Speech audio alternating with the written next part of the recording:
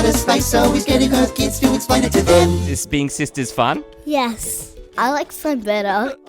What do you need to make slime? 3 bottles of glue, some food dye for it, and then we got activator. Oh, and we got a big bowl. Step 1, glue. How much glue do you reckon Janaya should pour in there, Mariah? All of them. All of them glue. Time for the alien booger gloop. That's going in there perfectly. So just to recap, we've got liquid glue, we've got white glue, we've got alien boogers.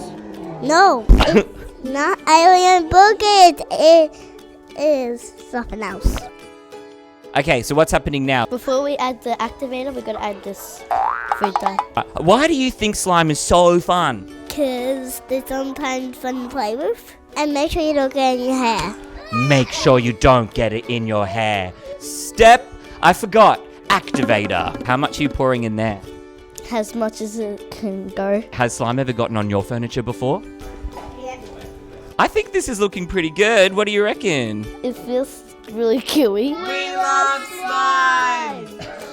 Captain Starlight is from outer space, so he's getting Earth kids to explain it to them.